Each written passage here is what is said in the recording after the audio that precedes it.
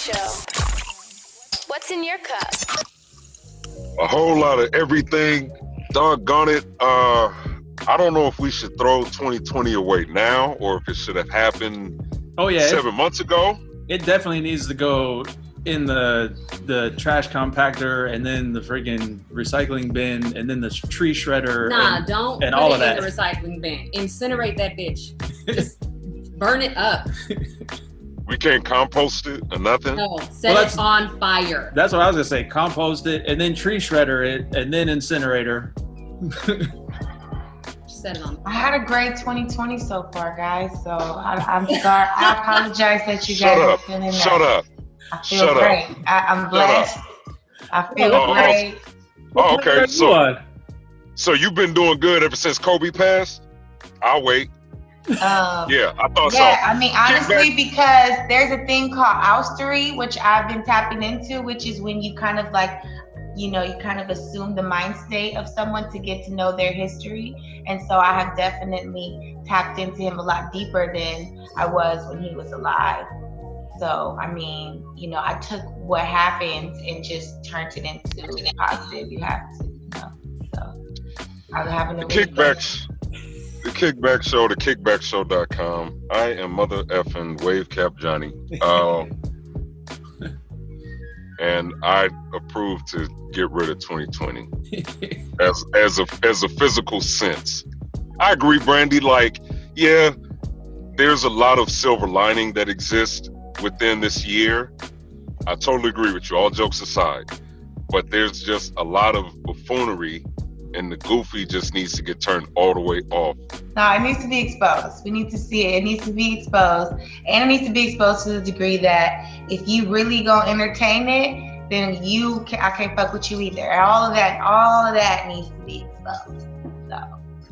Yeah, I feel like this year, I definitely feel at this point of the year, as a whole, people need to kind of find that center point again. Like, I feel like we're no longer outraged and angry about, a lot of things that we were a few months ago. I feel like there's a lot of great conversations that are happening. So, prime example, this whole entanglement debacle. I think that it's amazing. I feel like it's amazing that all of that was exposed, because I feel as though that the conversations that have come from it and just everything in general in 2020, it has definitely amplified conversations between at least the Black community. A lot of the conversations that I've had with a lot of friends and colleagues, just wrapped around all of it is very important, especially kind of bringing a lot of those high-toned women that are anti-men and men ain't shit and blah, blah, blah, niggas is dogs. It's like, well, now the mirror is on you, and let's keep that same energy type thing. Because, yeah, we're not going to just walk around and act like women ain't out here living their best life either. And I'm all for it. I'm just against, like, the bashing of others. You know what I'm saying? So, yeah, shout out to August. What's going around? I don't get it. Who's getting bashed? Oh, you've never heard the men ain't this and men are dogs and all men cheat? I can't remember. That's still a thing? I heard that. Is that still a thing? Again? Oh, okay. That's what we're doing. No, like, you know that was still a thing? I literally cannot remember the last time I heard somebody who was like, all women are dogs or all men are dogs. But I kind of feel like that has to do with the circles that you put yourself in. Yeah. Like, I'm not into this. That often. It's just. Oh, okay. My bad. Y'all are wholesome and saved and sanctified and filled with the precious. That's not the case. Not the case. It's just the algorithms nowadays. Algorithms. If you don't follow bullshit doesn't come up on your page. I'm pretty sure there's a lot of funny ass memes out there that still say the same dumb shit, but that's weird. Well, no, it's more. It was like a stereotype for I would even say decades, and I know, but I thought that shit been over. But I even remember, like, in the early 2000s or whatever, like, it also going around as far as like, you know, women like are cheating more than men. They just are slicker with it. And so like, you know, guys just are the ones that getting caught and women are just able to like fly under the radar. Now Jada just was called out. So and this is, and what I'm saying is and I understand, and I definitely agree, it all depends on the algorithms, but people that I follow are like people like Bad Luck, who has like recently posted women voicing their opinions about the situation, and the young lady, I forget her name, but the young lady that he posted was saying exactly that this is like a time for women to kind of put the mirror up and to keep that same energy, you know what I mean, and not have these double standards. And so based on that post and the people that I've shared it with, these are the conversations that I've had. So yeah, just to clarify, still think, I think that is great. I think that it's great to discuss all the facets of it, because I mean, clearly we have been in an era now where the female liberation, I don't feel as though that it's where it needs to be, but I feel as though that we're getting to that point to where women are starting to become more recognized in society.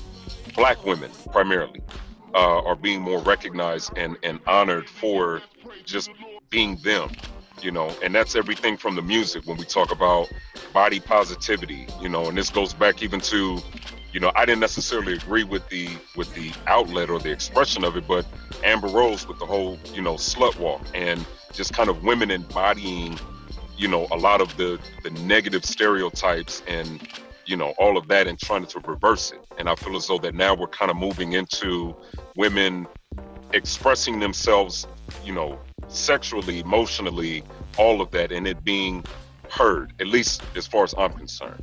I mean, again, I feel as though that there's still a lot of work that needs to be done, but, you know, yeah.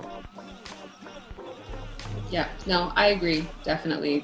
There has been a shift in consciousness quite a bit, especially around women's sexuality and the acceptance that women, just like men, are sexual beings, and we should be allowed to experience that without being shamed for doing the same thing that, you know, our male counterparts have been praised for doing since the beginning of time. It's about damn time. So ladies, it's okay to like sex in 2020. Speaking of women expressing their sexuality, apparently there's, you know, those groupies, if you will, that are tweeting out like, yeah, I already got invited to the NBA bubble, so this season's about to end again early. Oh, what? Well, What? well, I mean, I don't even know if, Brandy, are you aware of the whole NBA bubble right now? Yeah, I am, but that's crazy. Oh yeah. that's life. That's life, though. I don't even know if the NBA should have restarted. Like, I kind of agree with the Kyrie Irvings of the world. It's where it's like, you know, is this thing really fully under wrap? Yeah. And then the thing that I don't understand is why Orlando, when Florida has been wilding out and we've seen spikes in places like Florida. Well, that's, the problem is because they chose Orlando well before like the spikes happened, and I think maybe even before like the protests started happening after George Floyd's murder. So I think the venue was already set in place. So they were like, well, we're just gonna stick with it. But then once all the spikes happened, I'm like, you guys should not be going to Orlando. Florida's the last state you want to go to. Yeah, I would have just backed out. And I mean, you know, it is. I mean, it's easy for us to say that as individuals that, you know, are still working, whereas these are professional athletes that I'm unaware of whether or not they're still getting a paycheck or how all of that is even working. You know what I mean? I mean, I'm pretty sure most of them are still getting endorsements from, you know, the likes of LeBron. Like, he has that Nike, you know, deal. Like, I'm pretty sure he's not struggling. But for a rookie or somebody that quite lower when it comes to the pay grade, I can't necessarily speak and say, oh, well, they should cancel it, because for them it's like, hey, I need to get That back could be to their work bread and butter, do but they need to pivot just like the rest of us. You know what I'm saying? Like, it wasn't convenient. I think we've already talked about this. It wasn't convenient. This isn't a convenient thing. Yeah, I'm sure you want to ball out. I'm sure you're used to that lifestyle. But we all had to make it work in order to continue to keep the lights on. Yeah. So, and you have so much money, and the world is on sale right now. So it's kind of silly if you out here feeling like a victim and you have bread. Money is cash is king right now. So yeah, you're not gonna catch me. I think that this whole song and dance entertainment thing does need to, like, we do need to retreat and retract and start our own. I'm still on that ownership shit. And I think the bigger picture, and we've kind of touched on it on previous episodes, is does the NBA restart then distract the momentum and all that from, all the protests and all the changes that we've been seeing up until this point? Because we still got a long way to go as far as, change in this country and world. Realistically speaking, it has to happen. With the world's never going to be shut down forever. So we have to start integrating reality, period, just so that we can see what it's going to look like. Those of us that have woken up to it, there may be there's probably some turnaround that some people might go back into comfortability, but there's some lifestyle changes that have been, implemented. There's groups and apps, and there's all these different ways to connect and communicate that weren't, they probably were still around, they just weren't as accessible. So now that it's, everybody's really trying to lean on each other in the culture, I just feel like that's just a lifestyle movement that we're doing. I mean, why not keep the money in the community? Like, why not? Yeah. I also think that it's very contingent upon, I know that a lot of the athletes are utilizing their platform to be able to speak on social injustice when it comes to, like, choosing the names or a phrase or whatever that they want to put on the back of their jerseys. But I also feel like, I agree with Brandy. I also feel that it is the circus being brought in to distract us from everything going on. Whereas, you do have certain athletes that refuse to put anything on the back of their jerseys. You know what I mean? Or, is this just to pacify us? Like, a name on the back of the jersey is almost like a way of a nonviolent protest. But the point of a protest is to bring awareness. Who's not aware of what's happening, right? So, and I've been seeing a lot of memes and different things flying around, and I've shared a few of them as far as, like, you're giving us, you're naming streets after Black Lives Matter, and you're putting names on different things and all that, but we didn't ask for any of that. We're asking for a social reform. We're asking for us not to be killed or for there to be equality. If you're going to treat certain individuals who are not Black to McDonald's and give them air conditioning and not kill them on site, give us that same privilege. That's what we're asking for. We're not asking for all this other bullshit that you're trying to flash in front of us. So I feel as though that there's a middle ground. It's just not in sight right now when it comes to a lot of the things that are happening. It just seems like there's a lot of pacification that's going on. And I don't know if the NBA coming back is going to be the answer to that. You speak on it, you better yell it proud.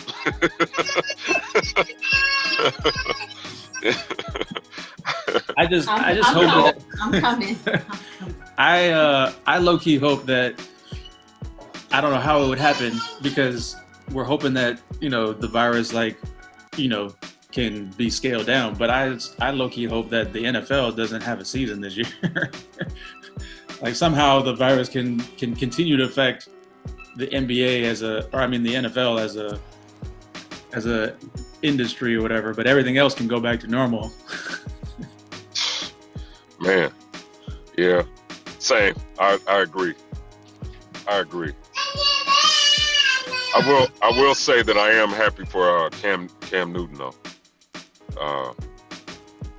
I don't agree with the decision of the team that he chose, but I'm happy to see that a black man is paving his own ground, and changing the narrative about himself and telling his side of the story when it comes to his treatment, when it comes, down to that industry as far as the NFL is concerned. So, we'll see. Arrest the officers that killed Breonna Taylor. How about that? Yeah. All of them. All of them. Everybody, all of them. Make sure they're active. All of them. All of them. Let's just put it all away. All of them. That part. All of them. That part. I'm done with the whole, they're on this leave for a little bit and they get rehired. No. Should be blackballed. I saw, dang it, who was it? Somebody made a great comment that, not only do we need accountability and all that for the officers, but in actuality, we need to hold police unions way more accountable, because it's because of the unions that, these officers are getting rehired in other counties or other states or what have you. So that and qualified immunity. Yeah, that. So, it's, and for those of you who don't know what qualified immunity is, look it up. But basically, in a nutshell, there's so many laws that are literally in place to make it damn near impossible to either get an indictment or a prosecution or a conviction. So the police unions, they're the ones that really need to be the main focus when it comes to police reform. And obviously, all the crooked ass cops, they need to go too. Well, and not only that, I feel like people who are bringing lawsuits against wrongful death lawsuits and things like that against the city and suing, they need to sue the police union as well. I think that should be someone that they should be able to take to court as just an entity in general. Yeah. Now, and I was gonna say, shout out to Brother Reza, who for years has been saying not only that, but also sue the companies that are financing different police districts and sue the manufacturers of their, the police weapons. If you're suing those types of companies, then it makes it harder for police to be able to do what they're doing as far as, extreme violence or excessive force to us in particular. Listen, I'm on this defund the police tip. Absolutely. And even what they were talking about in Minnesota, was it Minnesota? The just abolish, basically break down the entire police department and rebuild it from the ground up, and redistribute funds so basically what they're trying to do is police only really respond to, I think it's 2% of their jobs is violent crimes. Investigating violent crimes, because violent crimes are not a huge portion of what is happening on a day-to-day basis. A lot of it is they get called for, theft, or, some white person because black people are barbecuing, or they get called because, domestic disputes, mental illness issues, things like that. And so the idea is, we lost Foz. The idea is, they want to redistribute funds instead of having the police respond to a domestic, or not a domestic, but instead of police responding to a mental health situation where someone's had a mental break, they want to fund a portion. They want to fund mental health people, actual mental health people to come and report to that call instead of the police, because it shouldn't be a police issue. Welcome back, Foz. All right, Gianna, you were saying. Oh no, I was just saying that they're trying to get it to where the police, instead of the police responding to an issue with someone who has a mental illness, they're trying to get someone a mental illness expert to come in, and I'm sure I'm not saying that right. I don't know who that would be. Maybe a psychologist or a social worker or something, to respond to that call instead of the police. Because we've seen time and time again where the police are shoot first, ask questions later.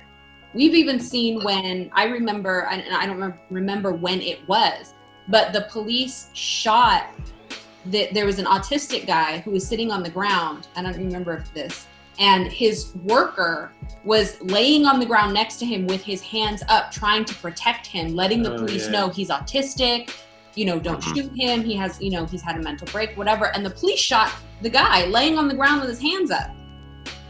Yeah, I remember that. They are very much shoot first, we'll sort it all out with the death certificate. And so I love Minnesota's idea of completely just redistributing all of the funds for the police department and basically abolishing it and then rebuilding it from the ground up.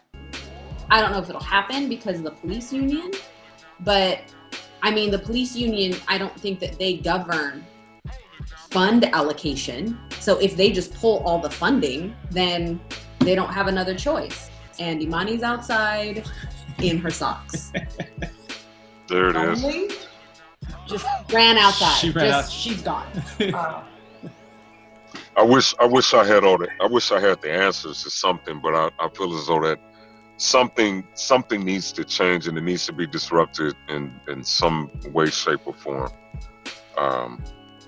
Cause yeah, man. Yeah, 1,000%. But yeah, I mean, all in all, I still feel as though that, there is a lot of healthy that's coming out of this year, despite everything. And I think the silver lining is that Black people are becoming more aware, and whether they decide to or not, they are aware now of Black-owned businesses and the power of the Black dollar and ownership, as Brandy mentioned, amongst ourselves and, creating our own economics. Which brings me to the next issue at hand, which I stand in full support of my brother Nick Cannon. He's a good dude. When I was at Power, he was him, Afion Crockett, and D. Ray Davis were three individuals that I actually personally booked on my own as a producer. That was the first interview that I booked, and did all the footwork for it and approached Nick, such an approachable, lovable guy. And I'm not here trying to justify his character, because if you don't know, or if you have any type of judgments, it's up to you to research or eliminate those judgments until you have a credible source to prove otherwise. I have yet to see the full interview of that he had with Professor Griff, and at this point, I'm not really interested in even watching it, and I still stand by Nick, because I know that a lot of what they said came from a true, very pure place, and it wasn't anti-Semitic, and it even digs into a deeper conversation about what Semitic means, and then how do you talk about Semitics without actually involving Black people who are Hebrew, who are Jews, who actually are from that core of Jews, the original Jewish people, not even ish, just the original Jews. From that region on the planet, like that's where we're from. From that region where they were birthed. And I have been to a Jewish museum in Poland. I have experienced it. I've been around. I have Jewish friends, and by no means is this rhetoric to offend, but it also is to enlighten and to bring awareness to something that may have other people feel very uncomfortable, and a lot of what I've taken from it is the perspective of how I find it interesting when you have somebody like, for example, Breonna Taylor gets murdered, and then this feminist movement, to my knowledge, is non-existent, right? You have Black people that, who either align themselves with the LGBT community. They don't have the overwhelming response as they do if something were to directly happen with somebody that has come out of the closet and has professed their allegiance to the LGBTQ, right? When you have a situation to where multiple Black people are being, killed by the police, or we're dealing with police brutality, how do you as a community, talking about those that stand up and immediately, cry out for anti-Semitic whatever, you know what I mean? How are you so absent during those times when others need you? I wonder how quickly things would get done, or how much of this reform would actually change, which is ultimately what the likes of Brother Risa, shout out to West Coast Cam, shout out to Nick Cannon and Professor Griff. That's what I take from those types of statements and the things that they preach. It's like they'll be quick to demean and dehumanize somebody like Louis Farrakhan without actually understanding what he's talking about. And a lot of that is, it's like, why is it so much persecution that comes to Black people and the rest of the world is silent? But then the moment that somebody slightly offends you or says anything about another community, there's this uproar and people lose their jobs and all of that. Now, granted, and this is far different from a white woman, weaponizing her whiteness to call the police on a Black man bird watching in the park, right? Like, yes, she'll lose her job, but she'll get hired somewhere else. You know what I'm saying? Nick Cannon's case it's almost like, hypothetically speaking, blackball these motherfuckers, all of them. But keep going. I didn't mean to. But it's like his entire career is in jeopardy. You know what I mean? It's almost like his entire image now is to white America has a stain on it. Like, he isn't the wholesome Masked Singer, America's Got Talent, Nickelodeon, wholesome person that America knows him to be. Now it's, he's just anti-Semitic, he's against. It's like, he's not. That's not what he was saying at all. I think the issue with something like this is that what he says makes you think. And America is not a thinking country. And when it comes down to issues of ethnicity or roots or whatever, a lot of times instead, like, people immediately jump defensive instead of listening to what the other person is saying. And I mean, that's like, I'm half white. That's like people getting offended about me talking about, like, people will get offended about me talking about white people. They don't get offended if I talk about Black folks. Right. Why is that? I should be able to speak equally and have equally uncomfortable conversations about both without anybody getting offended because of the lens that I'm looking through. But if I say, it's a lot more likely that I'll be called into question about something that I say about white folks, regardless of the fact that I have a white mother who was a single mother that I was raised by, regardless of how close I was to the white side of my family. If I speak on what they have done, then I will get called out a lot more quickly than if I speak on something wrong with the Black community. T, so when you say that you were getting judged or whatever, you only get called out, it was only like white people that's calling you out, or who's calling you out? I mean, let me be clear, no one has stepped and been like, T, I don't appreciate what you said.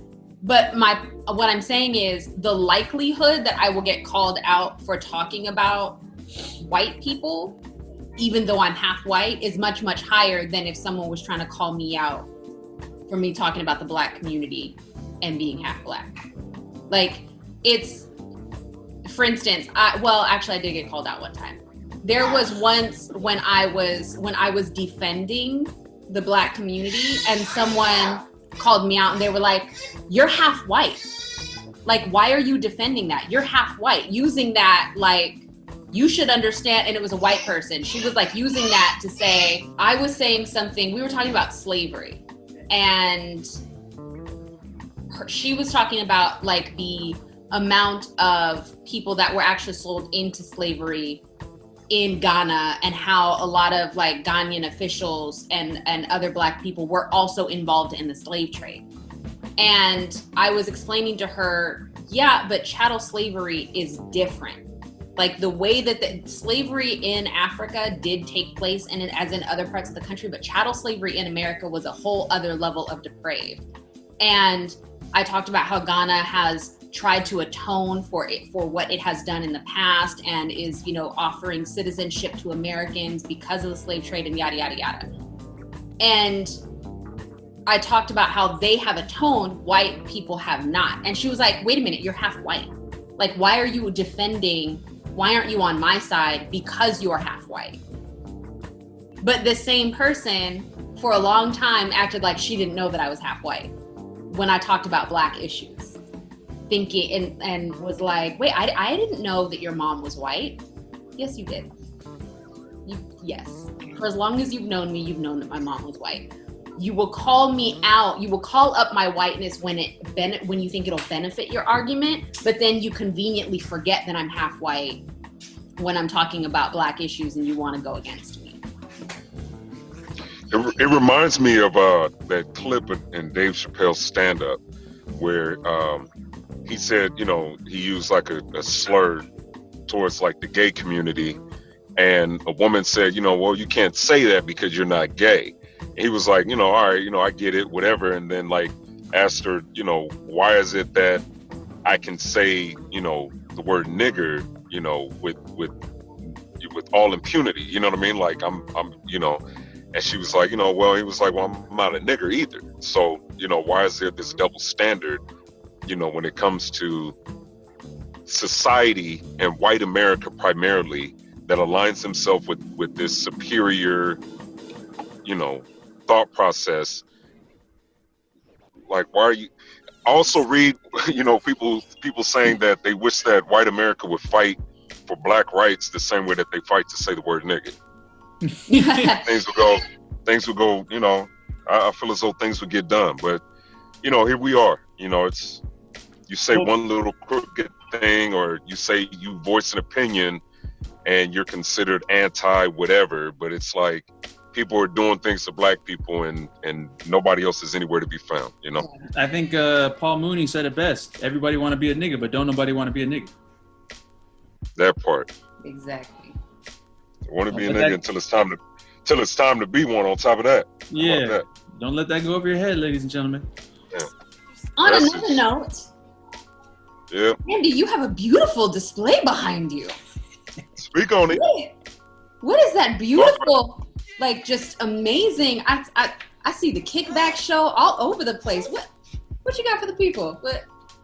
We have, you know, some product here, but we have so many more colors. Please tell the people we're about to be the home shoppingest network ever. What you got behind you, B? Girl, I got just a few. You know, this is just the logo collection of the Kickback show of merchandise available now on the kickbackshow.com. And you'll see it'll say merch, and then you can go there. There's a variety. It's popping, honestly, super popping. You should go to our page. We got at Skylar Dorff. She modeled some pieces for us. So yeah, y'all come be a part of it, you know, enjoy. A lot more coming. We appreciate y'all. Yep. Support Black owned. Support. Nah, I mean. I love it. One last thing, which it's pretty rhetorical. We have a very, very important versus battle coming up this week, because it's pretty much the first time that we get a West Coast representation, you know, up in this thing. But Snoop Dogg versus DMX. Oh yeah. Yeah. Any predictions? Any thoughts? What? Go ahead, buddy. Any predictions or thoughts? I mean, I again, this is rhetorical, but at the same token, the way that a lot of these verses have been going, you know, like I like to keep a lot of things in mind. You know what I mean? I like to keep a lot of things in mind. Personally, I think it's not really a contest, because Snoop's catalog is just insanely long and Yeah, that's what she major said. pause. Major pause. But if we're looking at it from like, say, the standard of like it's 20 songs per artist or whatever, you know, I'd say DMX can probably hang for between 8 and 12. After that, like it'll be Snoop, Snoop, Snoop, Snoop, Snoop, Snoop, Snoop, all the way. Just, you know what I'm saying? Like, because I think both of them, their introductory albums like had major impacts on, you know, the hip hop scene. Snoop's a little bit more than DMX, but yeah, it's just I like the matchup to a certain degree, but at the same time, like it's not really a contest. I agree. And the only reason why I say that is because I was watching the Jada and Fab last night again, and energy says a whole lot. And this has been since the beginning of time. A lot of people thought that Swiss Beats beat Just Blaze. In my opinion, it went the other way, but Swiss Beats energy was a force to be reckoned with, you know. And so kind of bringing that same concept to be fair, you know, it's easy to think that it'll be a wash by Snoop, but if DMX comes in with a lot of high energy and he's, you know, live performing, it could have a different effect when it comes to, you know, how it's received by the people. Okay. I have Snoop all day long, though. I hear you on that one. Yeah, you know. That would be cool. But who, not to take off of what we're talking about, but if you could see, who would you want to see, like, against Snoop? I don't know. I don't know. I really say Nas. It's what is that? I was saying I was expecting to see Busta versus Snoop, which even that is even still kind of like caps. It's still caps. I mean, yeah, Busta has to go against himself. I would like to see Busta versus Missy. I want to see some more. I mean, my favorite artist is Quick, and I would definitely love to see my brother in there. I would want to see somebody like Daz go up against somebody. You know, I don't know all the logistics and politics and getting all these together, and how people are participating or being compensated. But there has been some information that has come out about the level and the spikes of streams and sales ultimately that each of these artists that have participated have seen since all of this has started. And at the top of the list is Erykah Badu and Jill Scott. They saw, like, I want to say the number was 230 or something, like it was above 200% in an increase in their streaming and sales. At the bottom of the barrel was Luda and Nelly, and then like Babyface and them saw like a 90% spike. And so it's clearly beneficial for all the participants, you know, at least when it comes to the audience and consumers going back, listening to music, listening through those catalogs, and really getting, like, you know, like a reminder, a refresher, or just living in that nostalgia. I wouldn't mind seeing that 50 and T.I. either. Right.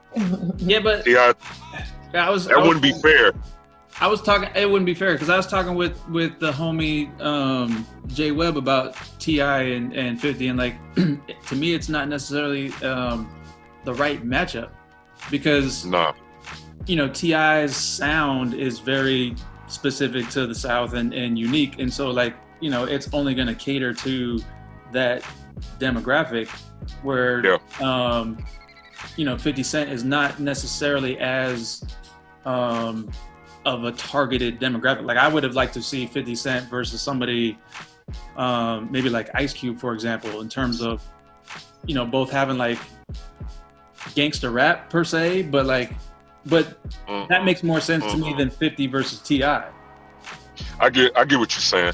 And a lot of what I've seen from comments, because, you know, Afion and Godfrey were talking about it on the live, like when it first came out, and and people, you know, that are clearly from the South, or individuals that hate 50 for reasons outside of music, whether it be all the shit that he talks or whatever the case may be, maybe it, whatever it is, they were rooting for T.I. and were putting T.I.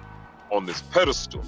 And T.I. definitely needs to be mentioned amongst the greats, but I always go back to the catalog. You're saying that 50's catalog is in trouble. I want to see what record you have that beats in the club. when Many Men comes on, what are you playing? What are you playing in response to 21 Questions? I Get Money. You know what I'm saying? And not to say that he doesn't have records. I love a lot of T.I.'s music, but 50 can play his first album alone, and it's like a banger after a banger after a banger. And this is not even mentioning features or the G Unit records or any of that, And then on top of that, you calling out Bring Dre and M with you, like, bro, you don't want them problems, bro. Well, that's exactly why I was saying someone like Ice Cube, because you could go like when 50 like plays like G Unit stuff, Cube could do like NWA stuff, and the parallels in terms of like the features or whatnot, like makes more sense. Like it's not, I wouldn't. That makes more sense to me than T.I., but like I wouldn't necessarily want to see Cube versus 50. But just that dynamic makes more sense to me. That dynamic does make sense. What were you gonna say, Brandy? I don't remember. Oh, okay. I mean, it makes more sense, but then again, it's like Cube hasn't, at least in my opinion, made any music that can get the females, that gets the women. Like, yeah, he has that, You Can Do It record, put your back into it. But again, what's your answer to when that G Unit record comes on? I wonder if you love her. Because his stuff is still playing today. So, you know what I'm saying? Like, it's still today, like current today. Like, Cube stuff is... You're talking about 50? You talking about 50? It's still current today, right now. Yeah. Like, if somebody has a wedding or going to do, like, you know what I'm saying? Still playing today. Which is also why, like, I feel like the DMX versus Snoop is not really a contest, because DMX hasn't had any music in 8 to 10 years that's been relevant. Yeah.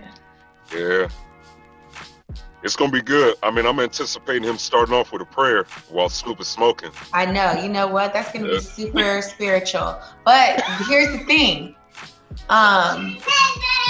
You know how you're saying that it kind of like gives good streams? That is going to be pretty great, to go back and listen to those catalogs. You know what I mean? It is going to be pretty good. I haven't gone back to those catalogs. Like, actually I have. I've been playing Snoop for the past like week or two. Just like, and that leads to other things, Right. There was one. I've been doing the same. I was gonna say there was one night late at night when we were packing before we moved where I went on a DMX like binge, just let it play on Spotify in the background. Like, man, I forgot how many songs I just loved off of It's Dark and Hell is Hot. Like this album, and then just carried on from there. But listen, you want to feel real about your packing? Pack the DMX. You gonna get real. He's gonna get real aggressive. You're real aggressive. Followed by a prayer. I could just imagine you packing up the kitchen, and all of a sudden you just hear dun dun dun dun dun. What these bitches want from that? What these dishes want from it? No, nothing. No, nothing. Okay, I tried. No, I've been doing that recently too. I've been going back and listening to certain artists and starting from their first album and just kind of listening to their entire catalog up to date. And it's interesting how some of these albums, the first debut albums, don't age very well versus others who their first album, 50's first album, still bangs today. That was a thing back in the day. That was a standard. Well, that was back when you kind of had to be a triple threat, to even break out. Real talk.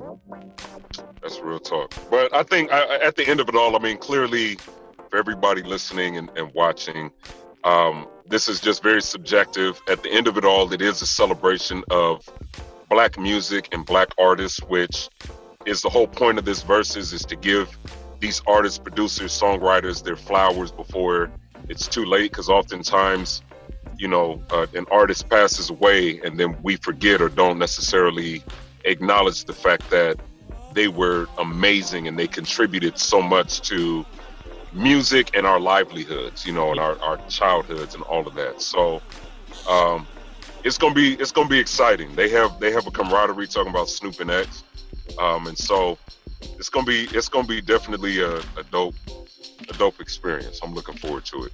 Yeah. It's gonna be a dog eat dog battle. Man, dog eat dog battle for real. I wonder if they're gonna have dogs in the studio with them. See. I just feel like them. They probably are, both of them. Yeah, exactly. Snoop doesn't really bark. I'm just curious. You know what? Maybe that's what we should do. We should make a bet in terms of how many times DMX is gonna bark on the microphone. How many times? Or how many times Snoop gonna say "cuz"? Yeah, for real. What's the over/under on cuz versus bark? Oh man, that's something right there. So we He really said, have "I've to never make heard that Snoop bet. bark." I can only imagine Snoop barking. That's hilarious. Yeah. Woof woof, cuz. Whoa. Grr, cuz. Grr, cuz. Tiana,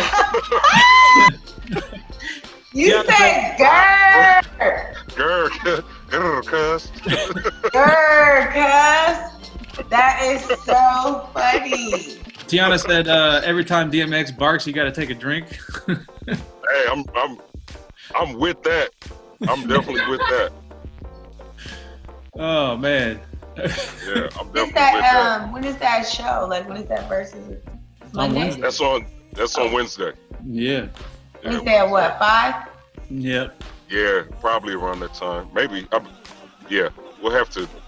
If you go to Versus TV Right now. at Versus or at Versus TV, I believe it is on Instagram. Might just be Versus. VERZUZ. Yeah, I believe it has all the information and all of that good stuff. But speaking of information, the Kickback Show, thekickbackshow.com, and get you some of that merch. I'm about to definitely buy the block Get you out. some of that merch. We got You know what so I'm much more, man. We got hoodies. We got some fly shit for real. There's a white pullover crew neck that's definitely gonna make it into my arsenal. So Yeah, we got some things in there. There's some things in there. looking forward. I love the coffee mugs, the socks, shirts for women and men. So make sure y'all indulge. Please oblige. The eco-friendly shopping bags. It's all that. We're trying to bring you over to the lifestyle. Shop support. Kickback That University. I stay woke. And at the Kickback Show on everything. I go by Wavecap Johnny on Instagram, and she is Organic Blackberry. Tastes like it sounds, sound like it tastes, and he is DJ Swivel on Twitter, Swivel on Instagram, SWIVLL, and she is Tiana Giovanna on everything. There it is. We love you all. We appreciate you tuning in week in and week out. And I'm extremely proud of you all for maintaining your mental and physical, emotional health during this very unfortunate and unwarranted time. But make sure that everyone keeps your head up. Make sure you drink water. Support these Black businesses. And as always, do your own research. This is just our opinion. Develop an opinion on your own. Clearly everything that we said can be fact-checked and corrected if need be. So do that. You feel me? Yes, Till next time. Yes. Peace out, snitch. Deuces. Don't miss a beat. Follow us on social media at The Kickback Show. Kickback on everything.